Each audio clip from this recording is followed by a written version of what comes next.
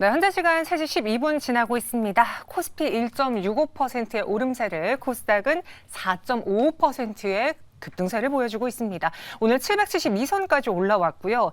양시장에서 외국인과 기관의 매수가 포착되고 있긴 한데 상대적으로 코스피 시장, 그 현물 시장에서의 외국인의 매수는 강하진 않아요. 819억 원의 매수 우위만 보이고 있고, 반면에 코스닥에서 더 많이 사들이고 있는 외국인과 기관의 수급으로 인해 오늘장 강한 흐름을 나타내고 있습니다.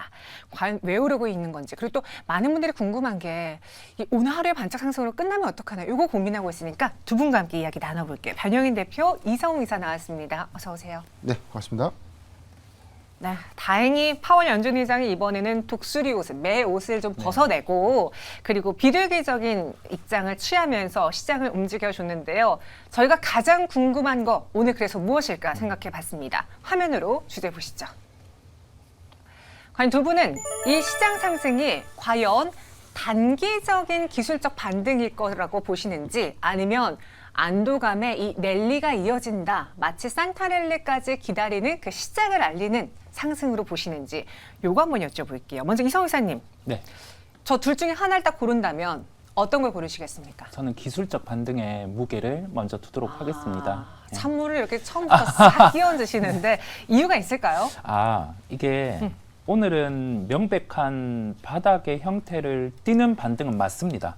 반등은 맞는 상황이고, 그 다음에 이 부분에서 왜 바닥의 형태를 띠는 반등이라고 할 수 있냐라고 하면은 시가총액 상위주가 지수 대비해서 한 5배 이상 오르는 모습들이 나타나고요.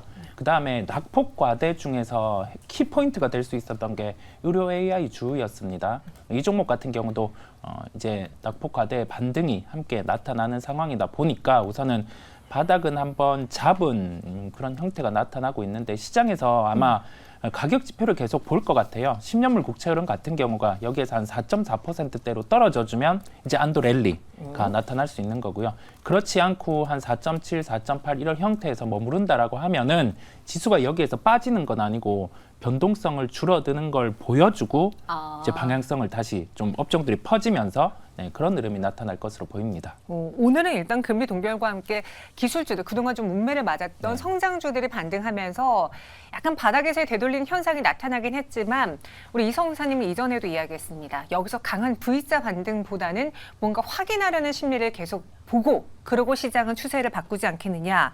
그래서 오늘은 아직 반등 랠리가 시작됐다라고 보기에는 조금 부족한 것 같다라는 이야기였고요. 대표님, 변영인 대표님은 어떤 생각이신지요? 지난주 시장 전망에 대해서도 좀 말씀드린 것처럼 저는 이 파월 의장의 메시지에 좀 주목을 해야 된다. 수급 개선을 기대한다라고 좀 지난주에 말씀드린 바 있었습니다. 오늘 저는 이 단순한 어떤 이 메시지를 좀 넘어서 오늘 추세 전환의 어떤 시그널이다라고 저는 판단을 해봤는데, 일회성인 부분, 단기적 악재에 대한 우려감들은 뭐 중동발 리스크죠. 이 부분을 좀 뺀다면 저는 충분히 증시의 우호적인 어떤 환경으로 좀 작용할 수 있는 요인이다라고 좀 판단을 해봤습니다. 지금 최근에 코스피가 추가적인 어떤 하락 부분에 대해서는 그 영향이 좀 제한적일 것이다라고 좀 전망을 했는데, 오늘 사실 어떤 단순한 어떤 기대감, 뭐 저가 매수 반발 심리가 좀 반영된 수급 개선 효과도 좀 있었지만, 4분기 12월에 금리 동결에 대한 어떤 기대감들이 좀 부각이 되면서 긴축 종료 기대감, 그리고 2024년도에는 그래도 금리가 인하될 수 있다, 이에 대한 어떤 증시의 우호적인 환경 조성에 대한 어떤 기대감들이 투자 심리를 좀 개선했다라고 평가를 좀 해보는데, 저는 오늘 상승 추이 이후에 다시금 뭐 우리가 좀 패닉장이라고 해서 좀 더 느낄 수 있는 어떤 과대 낙폭 부분보다는 조금 단순한 어떤 조정은 좀 있겠지만, 뭐 2%대 또는 뭐 3, 4%대 급락, 이 부분은 조금 당분간 좀 나타나지지 않을까. 그 부분은 좀 없어질 것이다라고 좀 판단해보고요. 단선은 중동발 리스크, 이에 대한 어떤 확전 리스크가 좀 없다는 단선이라면 이 기조 하에서 점진적 우상향이 좀 가능하지 않을까라고 저는 판단해 보겠습니다. 네, 그래서 연준의 매파적 기조 완화는 굉장히 긍정적으로 본다. 그리고 변영인 대표는 이 상승의 신호가 단순히 기술적인 반등 혹은 하루 이틀에 그치는 게 아니라 차근차근 더 길어질 것이다라고 봤습니다. 그리고 이전처럼 그 패닉 매도, 과한 낙폭은 안 나타나지 않겠느냐라는 의견도 주셨는데, 이번에 파월 연준 의장의 그 기자회견에서 굉장히 매력적이었던 건 자신감을 뿜뿜 표명을 했어요. 우리는 경제를 해치지 않는 선에서 지금 인플레이션 물가를 잡고 있다. 네. 그리고 이제 기자회견에서 뭐 경기 침체에 대해서 어떻게 생각하냐라고 물어보는데 그거에 대해서는 답하지 않겠다라고 이야기를 했거든요. 그러니까 약간의 경기 성장이 좀 둔화될 수는 있어도 침체보다는 물가를 잡는 선에서의 건전한 조정일 것이다라는 그 파월 윤장의 발언이 이렇게까지 나오면 뭔가 11월 FOMC에 대한 그런 불안감은 좀 덜 수 있는 거 아닐까요? 네, 명확히 그 부분은 뭐 덜어낸 것으로 보이고요. 멘트에서 볼 수도 있듯이 경기 침체에 대해서 답하지 않은 거는 미국의 GDP로도 보여주는 것 같아요. 그 데이터 같은 경우가 지금 침체라고 말하기에는 네. 좋은 데이터가 나왔기 때문에 그렇겠고요. 여기에 더해져서 미리 금리 같은 경우가 고점을 한번 또 테스트를 한 거죠. 10년물 한 5%대 정도에서는 하방 경직성이 나오는 상황들이고 대표적인 그 빅 매니저 같은 경우가 채권 플레이어들이 이제는 포지션을 바꾸기 시작했다는 점까지 함께 더해지는 것 같습니다. 우리가 물론 방향성 같은 경우가 변동성을 띠면서 다시금 5%대를 테스트할 수는 있겠지만은 그 이상의 채권 금리 같은 경우는 지금 반영되지 않은 시장의 외부적인 요소의 발생 또는 뭐 연준에서 스텝을 바꾸거나 그런 부분이 나타나지 않으면 이게 막 위로 튀지는 않을 것으로 보여요. 그렇다 보니까 좀 기존에 가지던 좀 위험도 그런 측면에서는 강도가 이제는 낮아졌다라는 점을 인지를 하시면 되겠습니다. 그리고 전 또 오늘 궁금한 게 이렇게 코스피 코스닥이 많이 오르잖아요. 네.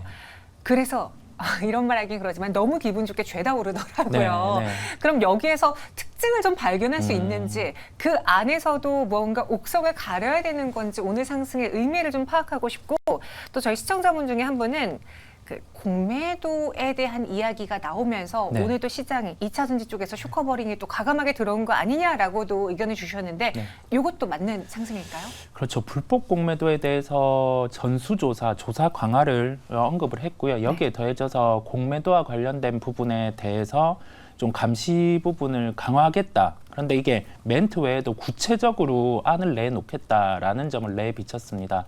그 부분은 수급에 당연히 긍정적인 요소가 있겠고요. 시장에서 보면 우리가 단순히 신용잔고 같은 경우가 2차 전지는 크게 잡히지 않죠. 실제 신용을 뭐 쓸 수 없는 그런 부분이다 보니 역으로 공매도 같은 경우는 불법 공매도 같은 경우가 횡행됐습니다. 실제로 외국인 창구로 인해서 우리나라 창구로 잡히기도 하지만 그 부분을 이용을 했었는데 네. 여기에 대해서 이제 직접적인 언급이 있으면서 영향이 함께 좀 긍정으로 끼치는 것으로 보이고요. 그렇다 보니 2차 전지 같은 경우가 시장 대비해서 한 5배 이상, 5배 정도 이상 뭐 반등이 나오는 그런 상황이 나타나고 있는 것으로 보입니다. 낙폭과대죠.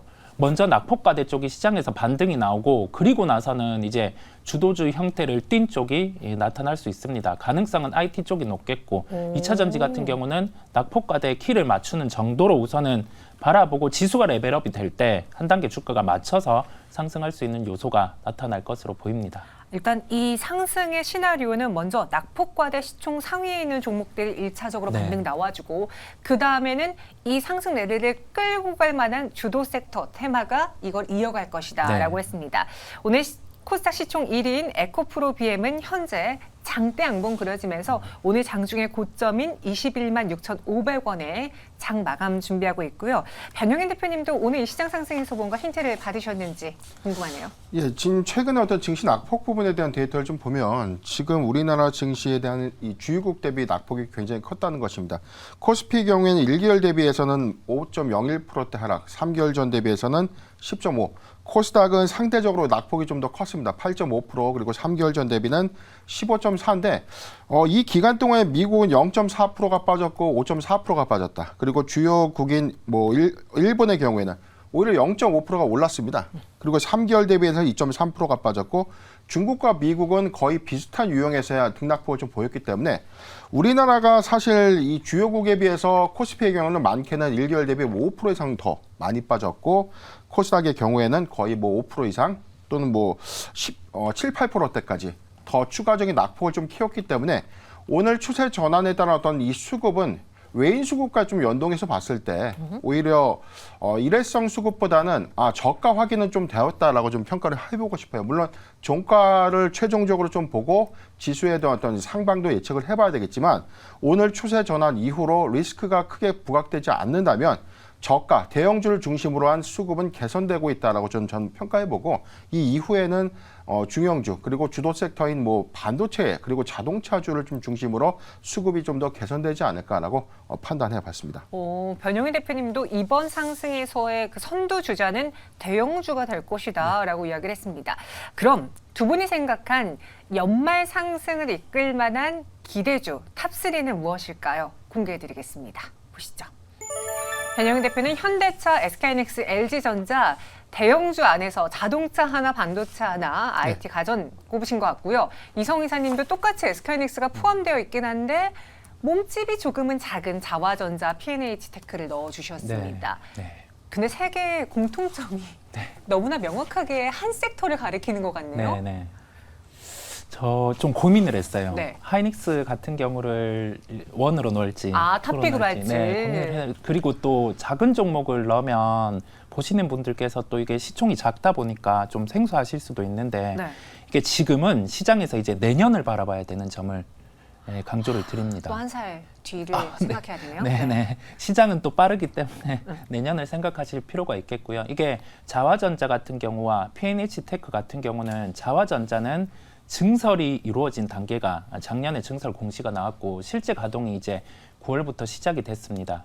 이 부분은 우리가 아이폰 15, 16 시리즈를 타겟으로 해서 카메라 모듈이 들어가게 돼요. 그런데 카메라 모듈을 생각해보면 단가가 낮아졌잖아요. 상당히 매출 대비해서 영업이익이 박하단 말이죠. 그런데 그런 카메라 모듈이 아니라 OIS, 잔망경 이쪽으로 확대되는 구조다 보니까 마진에 대한 개런티가 확보가 돼 있고 증설 물량만큼 이제 계속 매출이 늘 수 있는 구조입니다. 그러면 주가가 한 단계 여기에서 레벨업이 될 수 있는 모멘텀은 또 한 번 증설을 하는 거죠. 왜냐하면 그만큼 매출을 개런티 받을 수 있기 때문에 그래서 내년의 실적 회복, 그다음에 여기에 더해져서 추가 모멘텀은 증설 이 부분을 기억을 하시면 되겠습니다. 증설 그렇다면 우리가 뒤이어 따라올 수 있는 거는 그에 따른 매출 증가, 실적 요거까지 기대해 볼 수 있기 때문에 조금은 시총이 작긴 하지만 자화전자를 연말까지 눈여겨볼 기대주로 탑픽으로 꼽아주셨고요. 그 뒤에 SK하이닉스 순위를 고민했던 SK하이닉스가 2등으로 올라와 있습니다.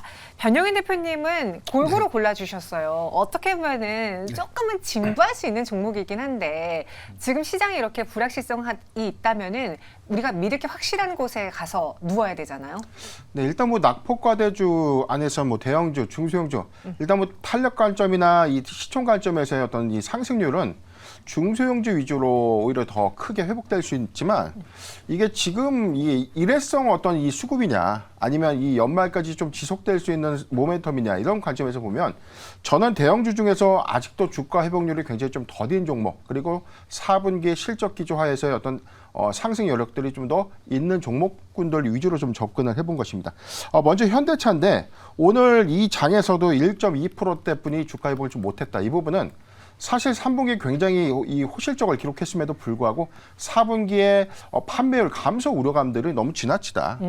이게 상반기에 대한 어떤 전기차 공급 비중은 전체 완성차 대비해서 8%밖에 안 되는데 전기차 공급에 대한 우려감들이 주가의 리스크로 좀 작용되고 있는 부분은 너무 좀 지나친 판단이 아닌가. 지금 주가 회복률 관점에서 오늘 종가 17만 2,500원대 지금 현재 유지하고 있는데 저는 오히려 이 안정적인 실적을 바탕으로 해서 오히려 시가 배당률이 약 5% 정도 상회할 것. 이 부분을 중점적으로 본다면 저가 매수 이후에 배당 관점으로도 지금 아주 매력도가 높은 구간이 아닌가라고 판단을 해봤습니다. SK하이닉스의 경우에는 일단 3분기의 가능성을 좀 보여줬고 4분기에서는 삼성전자보다는 오히려 주가의 어떤 업사이드 요건이 조금 더 풍부하다. 이 부분은 HBM 반도체에 대한 양산 수율에 대한 리스크가 부각된 삼성전자보다 SK하이닉스가 실적적인 측면에서의 우위로 좀 가져갈 수 있고 최근 장에서도 굉장히 좀 탄탄한 흐름을 좀 보여주고 있다는 관점에서 SK하이닉스도 수급 관점에서 굉장히 좀 기대가 되는 종목이다라고 판단해봤습니다. 마지막 LG전자의 경우에도 역시 실적입니다. 이 회사는 저는 최근에 올해 들어와서 주가의 어떤 이 반영이 가치 반영이 좀 굉장히 좀 덜 됐다. 이 부분에 대해서는 뭐 전장 사업 부분에 대한 매출 부분이 올해 연말까지 10조 원대로 좀 추산되고 있는데 내년 전장 사업 부분의 LG전자 전체 실적을 좀 주도할 것이라는 관점에서는 지금도 매수하기 좋은 매력도 구간이 아닌가라고 판단을 해봤습니다. 그렇게 세 가지 종목을 선택을 했습니다. 사실 현대차 주주분들도 너무 답답하실 것 같아요. 왜냐하면 이번에 좀 실적에 대한 기대가 했던 리포트에서 많이 나왔던 언급됐던 종목이기도 하고 실적도 나쁘지 않았는데 외국인의 연일의 이 매도세를 이겨내지 못하고 주가가 지지받지 못했거든요. 현 구간에서 가격 매력, 배당 매력까지 더해진다면 우리 연말 언제까지 바라보면서 목표가를 산정해 볼까요? 예, 저는 지금부터도 종가 부근까지도 매수하기 좋은 구간이다라고 좀 보여집니다. 16만 9천 원에서 종가 부근 네. 매수 유효하다. 목표가 21만 원 그리고 손절가는 15만 7천 원을 좀 제시해 드리면서 기말 배당일까지니까 12월 31일에 이 영업일 전까지 매수를 한다면 현재 주가 가치에 대한 또 메리트를 좀 더 가져갈 수 있지 않을까라고 전망해 보겠습니다. 네, 목표 주가가 21만 원입니다. 딱 이전에 보여줬던 전고점 영역까지 바라보겠고요. 손절가는 15만 7천 원 제시해드렸습니다. 자화전자에 대한 가격 전략도 세워볼게요. 오늘 장대 양봉이 그려졌고 여기는 또 외국인의 매수가 최근에 포착이 되고 있는데 네. 가장 기대된 탑픽으로 자화전자가 나왔으니까 네. 가격 전략 어떻게 볼까요? 매수가는 뭐 현재가에서 한번 눌리는 그런 이론적으로 눌리는 가격 22,500원 정도를 제시를 해드리고요. 네. 우선은 시장의 기술적 반등과 함께 종목도 기술적 반등의 가격을 대입을 했습니다. 목표가는 28,000원인데 보통 이 기업 같은 경우는 피크 때가 영업이익이 500억, 그다음에 평균적으로 본업 같은 경우가 실적이 올라올 때는 300억 정도의 영업이익이 나왔어요. 그런 점을 대입을 해보면 시가총액 기준 8천억 정도까지도 상승이 가능해 보입니다. 그러면 최근에 한 37,000원 선, 뭐 이런 선까지도 주가가 상승할 수 있는 2차적인 목표가도 열어두도록 하겠습니다. 꼭 바라봐야 되는 종목이라는 말씀을 드리고요. 손절가는 18,000원을 제시해 드리는데 이 가격 같은 경우는 아마 그 제품의 판매 같은 경우가 아주 뭐 역성장이 나올 때 발생할 수 있는 가격이기에 큰 의미가 없는 가격임을 말씀을 드립니다. 네, 자화전자 이렇게 강력하게 이야기해 드렸습니다.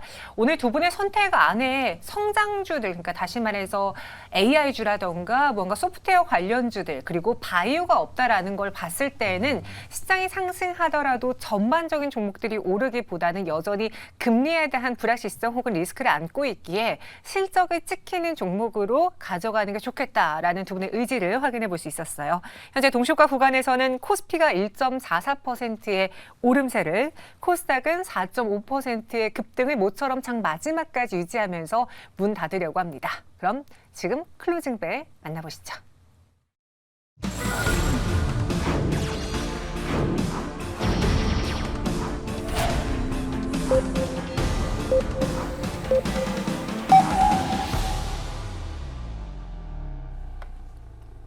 네, 목요일 우리 증시 장을 마쳤습니다. 일단 시장은 예측했다시피 전반적으로 상승세가 강하게 나와줬고요. 조금 아쉬운 거는 외국인의 매수가 시장에서 그렇게 강하게 들어오지 않았다라는 겁니다. 코스피 현물 시장에서 701억 원 매수 우위에 그쳤고 선물 시장에서도 478억 계약. 그렇다면 그리 많은 매수는 아니었습니다.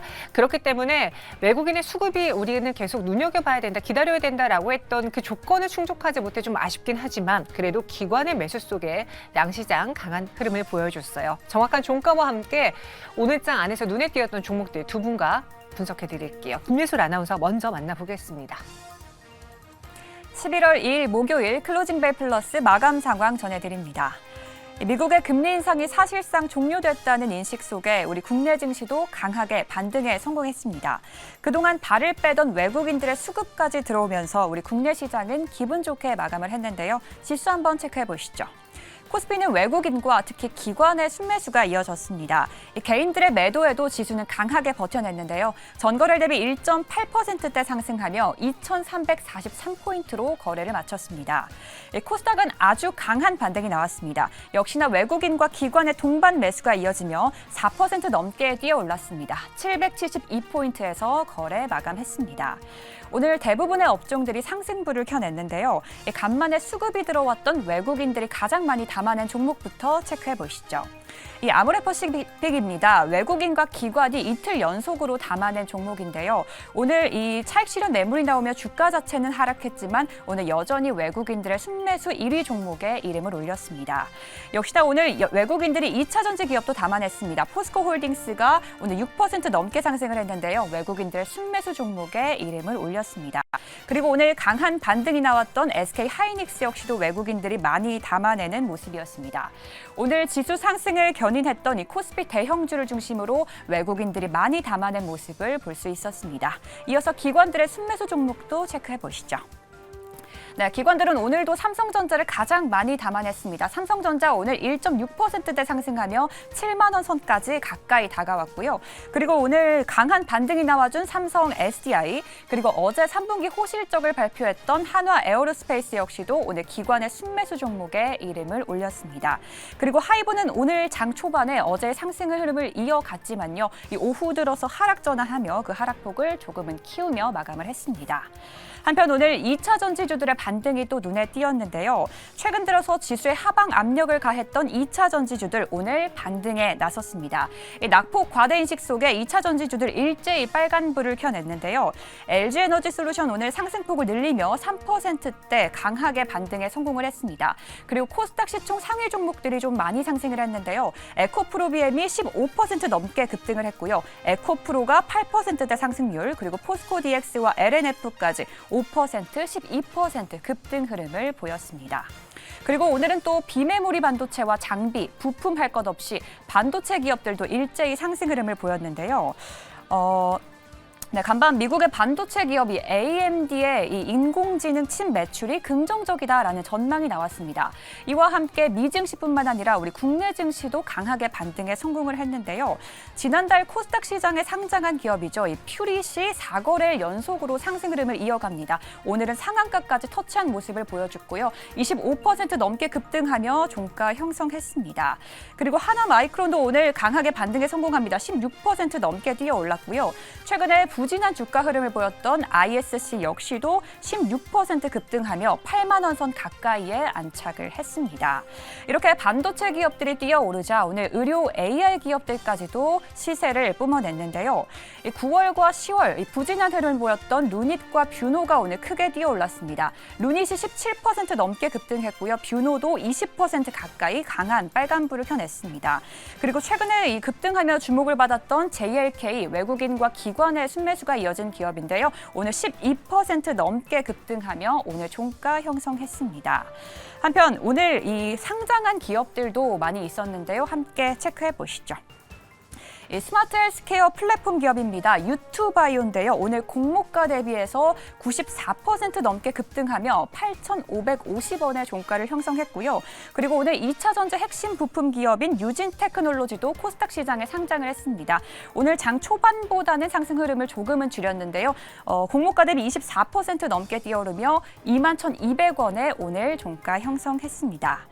2,300선이 무너졌던 코스피가 오늘 시원하게 반등을 해주면서 시장에서 좀 기대감을 모았는데요. 이러한 흐름이 과연 연말까지 또 이어질 수 있을지, 또 우리는 어떤 대응 전략을 펼쳐야 할지 클로징 벨 플러스 계속해서 확인하시죠. 네, 이렇게 빠르게 특징주들 훑어보고 왔습니다. 일단 코스피 안에서는 오늘 상승하는 종목의 개수가 600여 개가 넘었고요. 한 700여 개 육박했고요. 그리고 코스닥 시장에서는 1,400여 개 가까운 종목들이 올랐습니다. 차트와 좀 특징주를 분석해 보자면은 어떻게 보일까요, 이성 이사님?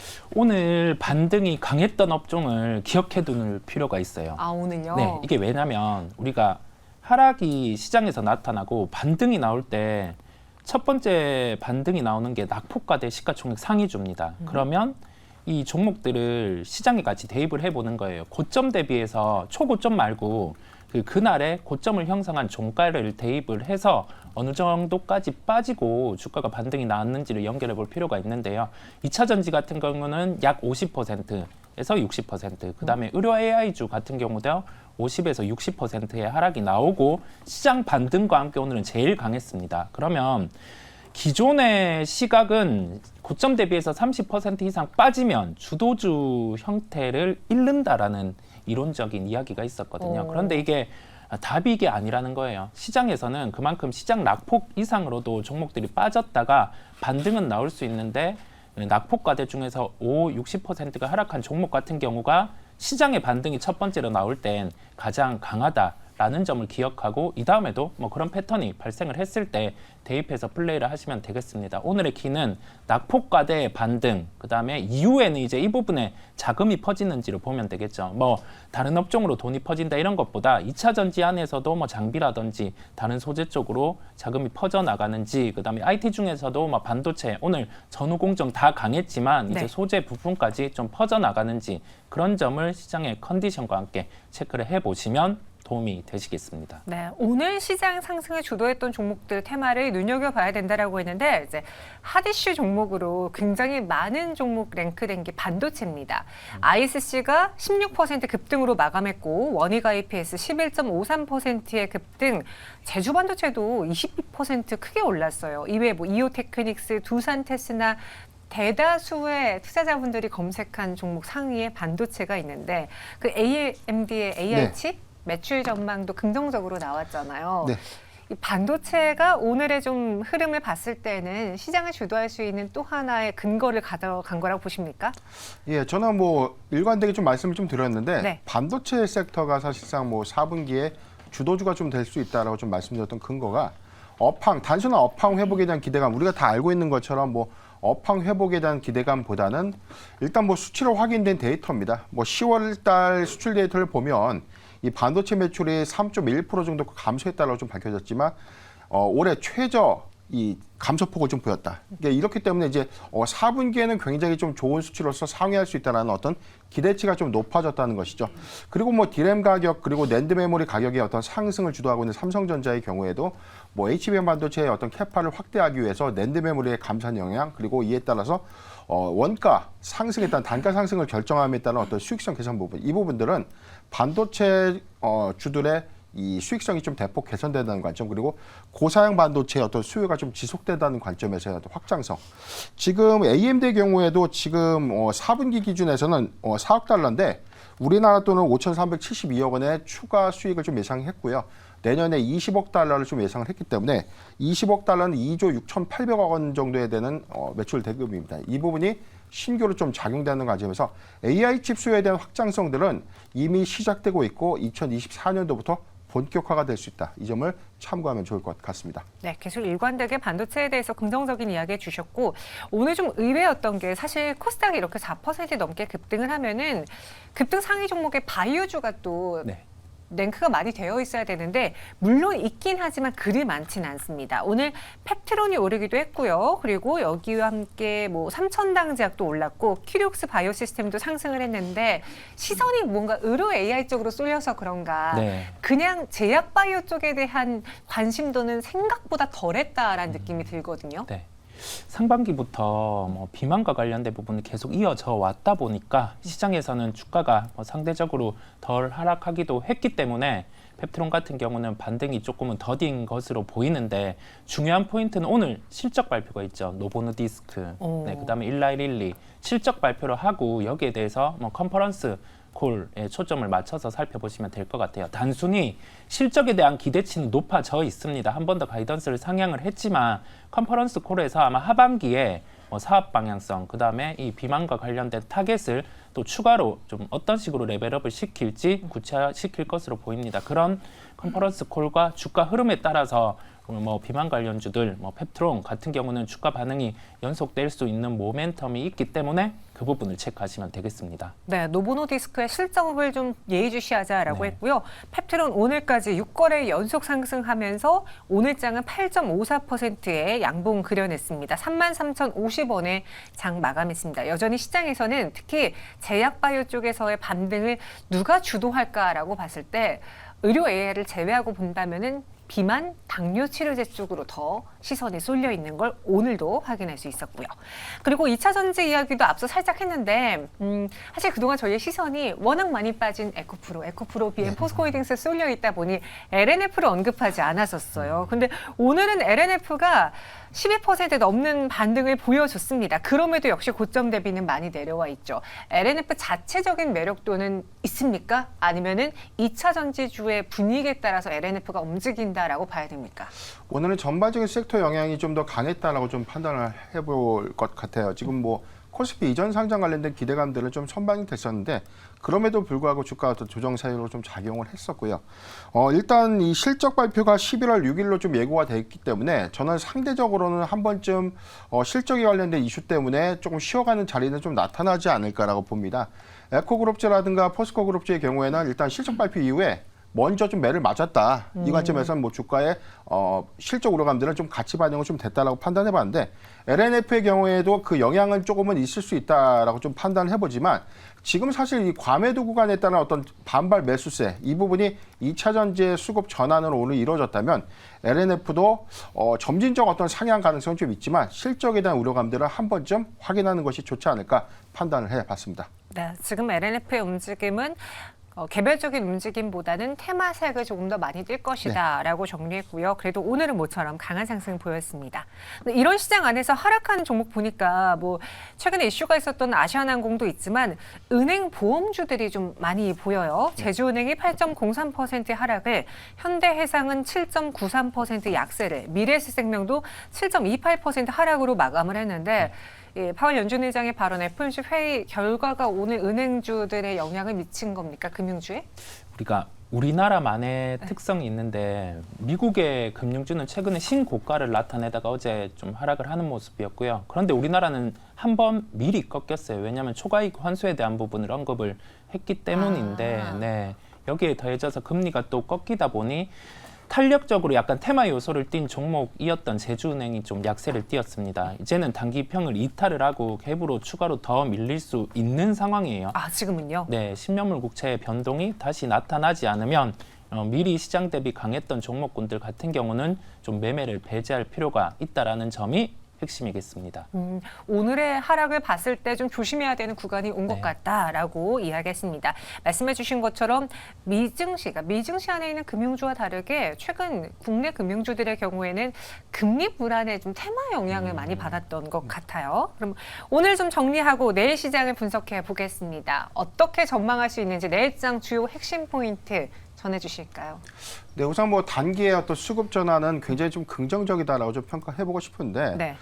저는 그래도 중동발 리스크가 지속해서 좋은 어떤 흐름에 또 발목을 좀 잡지 않을까, 이 부분은 좀 예의주시할 필요가 있다라고 판단을 해보는데, 지금 같은 어떤 변동성 장세에서는 어떤 단기적인 어떤 수급, 소형주에 대한 어떤 테마성 매매보다는 낙폭 과대 종목들에 대한 실적 종목들 이런 부분들을 배당 관점에서도 우리가 좀 주력해 볼 필요가 있습니다. 뭐 12월 달이면 기말 배당에 관해서도 우리가 좀 고려를 좀 해봐야 되는 상황이기 때문에 대형주 위주의 수급을 좀 주시하자라고 좀 판단해 보고요.